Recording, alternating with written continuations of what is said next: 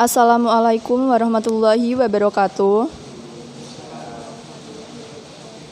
Yang terhormat kepada Ibu Yusinta Eka Farida, MPD, selaku dosen pengampu mata kuliah Bahasa Indonesia serta teman-teman yang berbahagia. Marilah kita ucapkan puji dan syukur kehadirat Allah Subhanahu wa Ta'ala. Berkat rahmat dan hidayahnya kita dapat berjumpa lagi di grup WhatsApp. Saya Leoninko Yesi Agustin selaku moderator serta teman saya Aini Hidayah, Bagas Afianto, dan Rifana Intan Fauzia sebagai pemateri. Di sini saya akan membacakan susunan kegiatan diskusi pada kali ini. Yang pertama yaitu pembukaan, yang kedua penyajian materi, yang ketiga sesi tanya jawab, yang keempat penutup, yang kelima pemberian masukan dari dosen pengampu. Marilah kita buka diskusi pada hari ini dengan bacaan basmalah. Mari saya hantarkan. Bismillahirrahmanirrahim. Selanjutnya saya persilakan kepada teman saya Rifana Intan untuk menyajikan materinya. Assalamualaikum warahmatullahi wabarakatuh. Nama saya Rifana Intan Fauzia akan memaparkan materi tentang kutipan. Menurut Keraf, kutipan adalah pinjaman kalimat atau pendapat dari seseorang pengarang atau ucapan seseorang yang terkenal, baik terdapat dalam buku maupun dalam makalah. Menurut KBBI, Kamus Besar Bahasa Indonesia, kutipan adalah pengambilalihan suatu kalimat atau lebih dari karya tulisan lain untuk tujuan ilustrasi atau memperkokoh argumen dari tulisan sendiri. Kutipan dapat diartikan mengambil tulisan, pendapat, bahkan teori dari para ahli untuk dijadikan sebuah penguatan tulisan yang ditulis dari seseorang penulis. Yang kedua, jenis-jenis kutipan, yaitu ada kutipan langsung dan tidak langsung. Kutipan langsung adalah pinjaman pendapat dengan mengambil secara lengkap, kata demi kata, kalimat demi kalimat dari sebuah teks asli. Sedangkan kutipan tidak langsung adalah pinjaman pendapat seseorang pengarang atau tokoh terkenal berupa intisari atau ikhtisar dari pendapat tersebut. Yang selanjutnya mengenai prinsip-prinsip kutipan. Beberapa prinsip harus diperhatikan dalam membuat kutipan, yaitu ada 3. Yang pertama, jangan mengadakan perubahan. Pada saat melakukan kutipan langsung, pengarang tidak boleh mengubah kata-kata atau teknik dari teks asli. Bila pengarang menganggap perlu diadakan perubahan atau memberikan keterangan yang jelas. Yang kedua, bila ada kesalahan. Bila ada kutipan ada kesalahan atau keganjilan, penulis tidak boleh memperbaiki kesalahan-kesalahan itu. Karena perbaikan atau catatan, entah dalam persoalan ejaan maupun soal-soal ketatabahasaan, penulis tidak boleh memperbaiki kesalahan-kesalahan itu. Ia hanya mengutip sebagaimana adanya. Demikian pula halnya jika penulis tidak setuju dengan suatu bagian tertentu. Dalam hal terakhir, kutipan tetap dilakukan hanya menulis dan perkenankan karena mengadakan perbaikan atau pencatatan terhadap kesalahan tersebut. Perbaikan atau pencatatan dapat ditempatkan sebagai catatan kaki. Yang ketiga, ada menghilangkan bagian kutip. Bagian kutip diperkenankan pula menghilangkan bagian-bagian tertentu dengan syarat penghilangan bagian tersebut tidak boleh mengakibatkan kalimat asli. Yang selanjutnya mengenai cara mengutip kutipan langsung. Kutipan langsung tidak lebih dari 4 baris. Yang pertama, kutipan diintegrasikan langsung dengan teks. Yang kedua, jarak antara baris dengan baris 2 spasi. Yang ketiga, kutipan diapit dengan tanda kutip. Yang keempat, sesudah kutipan selesai, diberi nomor untuk menunjukkan setengah spasi ke atas atau dalam kurung ditempatkan nama si pengarang, tahun terbit, dan nomor halaman kutipan. Selanjutnya mengenai cara mengutip kutipan langsung. Kutipan langsung yang tidak lebih dari 4 baris yaitu dengan cara sebagai berikut. Yang 1, kutipan diintegrasikan langsung dengan teks. Yang kedua, jarak antar barisan dengan baris 2 spasi. Yang ketiga, kutipan diapit dengan tanda kutip. Yang keempat, sesudah kutipan selesai diberi nomor untuk menunjukkan setengah spasi ke atas atau dalam kurung ditempatkan nama singkat pengarang, tahun terbit, dan nomor halaman kutipan. Yang selanjutnya, kutipan langsung yang lebih dari 4 baris, yaitu yang pertama, kutipan dipisahkan dari teks dalam jarak 2,5 spasi. Yang kedua, jarak antara baris dengan baris kutipan 1 spasi. Yang ketiga, kutipan tidak boleh atau tidak diapit tanda kutip. Yang keempat, sesudah kutipan diberi nomor urut menunjukkan setengah spasi ke atas, dalam kurung ditempatkan nama singkat pengarang, tahun terbit, dan nomor halaman tempat terdapat kutipan itu. Yang kelima, seluruh kutipan dimasukkan ke dalam 5-7 ketikan. Bila kutipan dimulai dengan alinea baru, maka baris pertama harus dikutip itu dimasukkan lagi 5-7 kutipan. Cara mengutip kutipan langsung. Yang pertama, 1. Kutipan diintegrasikan dengan teks. Yang kedua, jarak antar baris 2 spasi. Yang ketiga, kutipan tidak diapit dengan tanda kutip.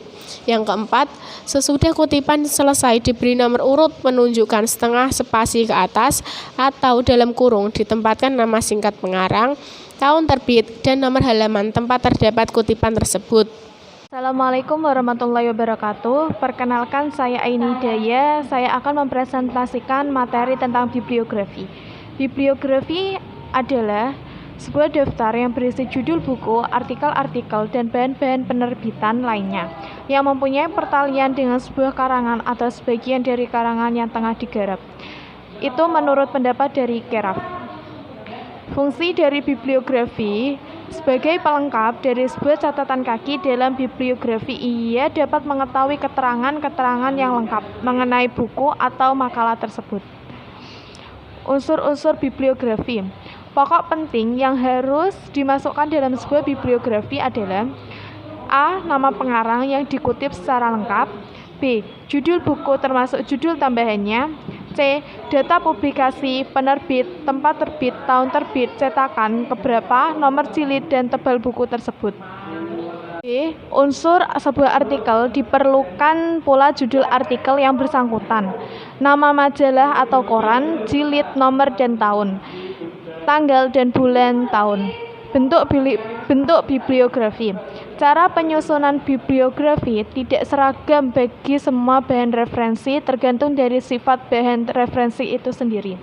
Cara menyusun bibliografi dari buku lain dengan menulis bibliografi yang diambil dari majalah, dan majalah berlainan juga dengan harian. Semua penulisan bibliografi yang diambil misalnya saja dari tesis, disertasi, tetapi ada yang sama dari perbedaan jenis yang diambil menjadi referensi. Tetap mencantumkan pengarang, judul, dan data-data publikasi. Cara menulis bibliografi yaitu yang pertama, buku dengan seorang pengarang. Bahan pustaka berbentuk buku tulis dengan urutan nama pengarang, tahun terbit, judul buku dengan cetak miring, kotak terbit, dan penerbit. Yang ke B, buku dengan 2 atau 3 pengarang. Apabila buku yang dijadikan bahan pustaka terdapat 2 atau 3 pengarang, maka yang pertama, nama pengarang kedua dan ketiga tidak dibalikkan. Yang kedua, urutan nama pengarang harus sesuai dengan apa yang tercantum pada halaman judul buku, tidak boleh diadakan perubahan urutannya. Yang ke C, buku dengan banyak pengarang.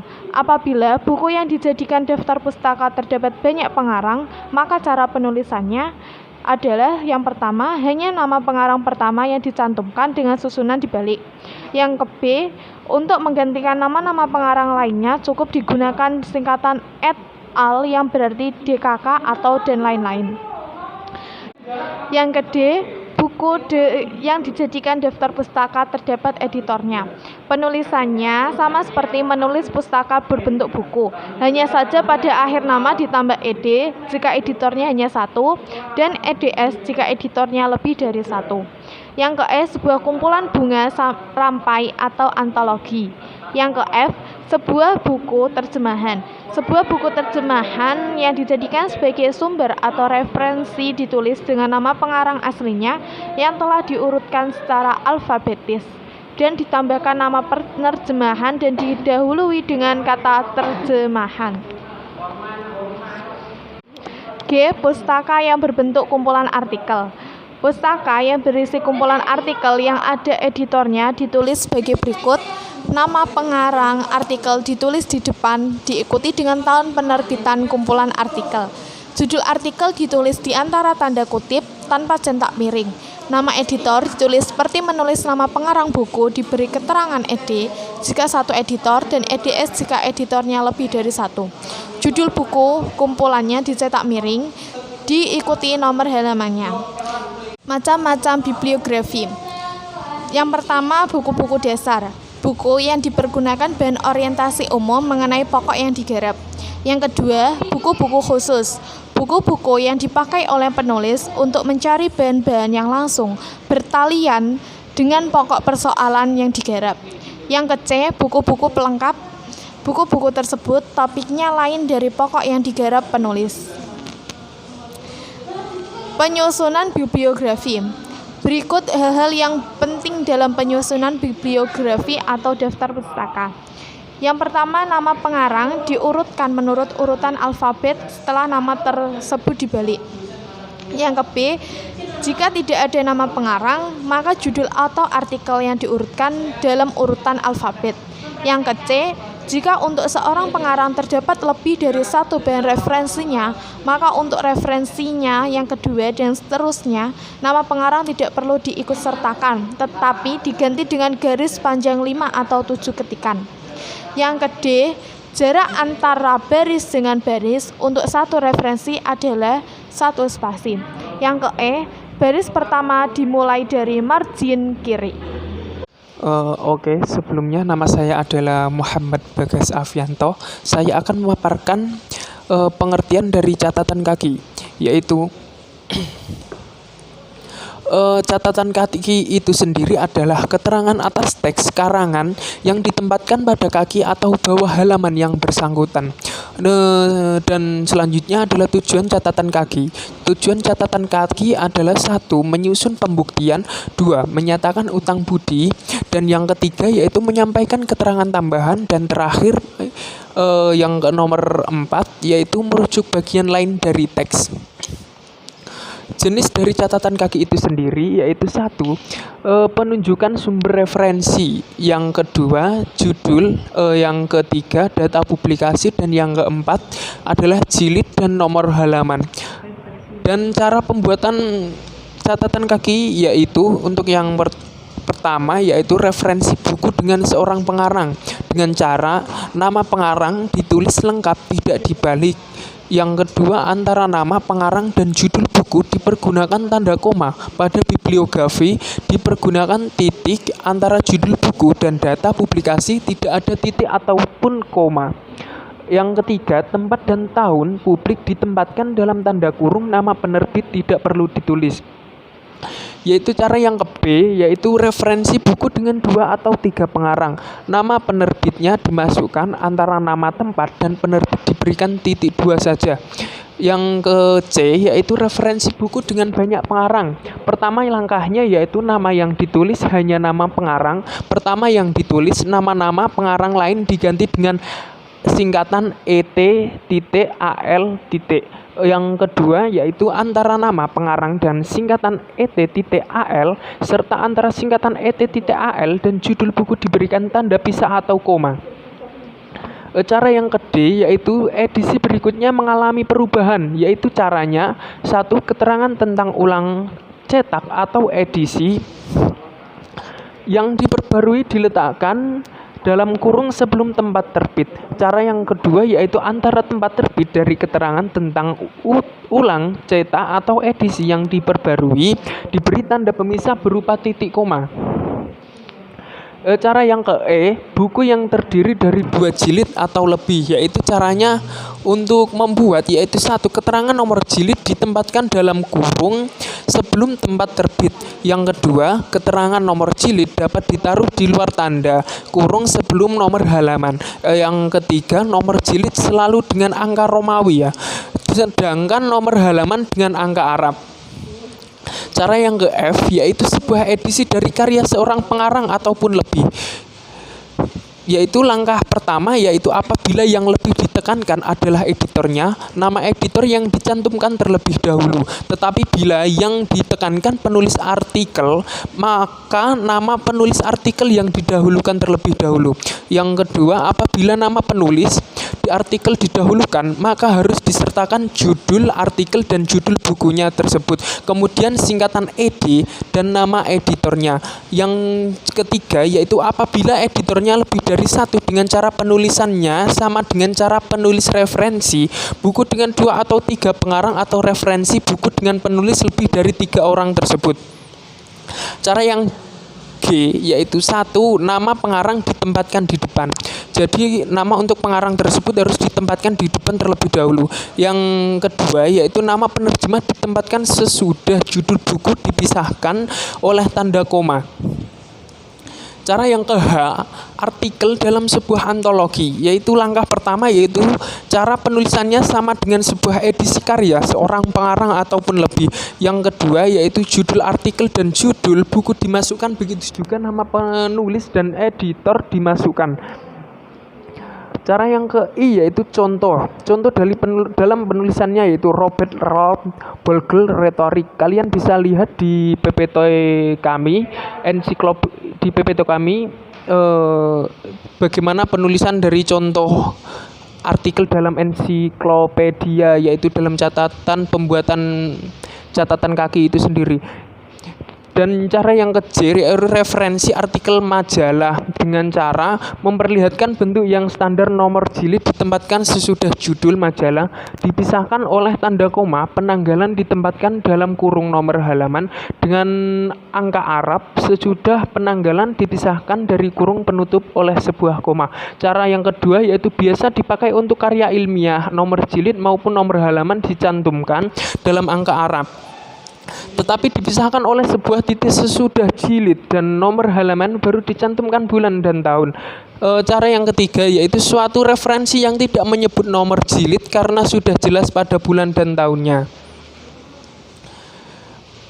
Untuk langkah yang terakhir yaitu referensi artikel koran dengan cara menunjukkan judul skripsi dalam tanda kutip, keterangan tentang jenis karya, skripsi, tesis atau disertasi, nama fakultas atau universitas ditempatkan dalam kurung langsung sesudah judul tanpa koma. Yaitu contoh penulisannya yaitu Alex Yusron Al-Mufti, model koma, model guru figur sentral pendidikan Islam, koma, buka kurung, skripsi sarjana Sekolah Tinggi Agama Islam Negeri Kudus tahun 2001, tutup kurung, halaman 65. Terima kasih, itu yang dapat saya sampaikan. Saya kembalikan ke moderator. Demikian pemaparan materi dari kelompok kami. Selanjutnya yaitu sesi tanya jawab. Dalam sesi ini kami mengambil 3 pertanyaan tercepat, dan jangan lupa sebelum bertanya silakan menyebutkan nama dan NIM-nya. Demikian presentasi dan sesi tanya jawab dari kelompok kami. Saya sebagai moderator mewakili kelompok saya ingin meminta maaf jika ada salah kata yang disengaja maupun tidak disengaja dan kurang tepat dalam penyampaian materinya. Kami minta maaf. Wassalamualaikum warahmatullahi wabarakatuh.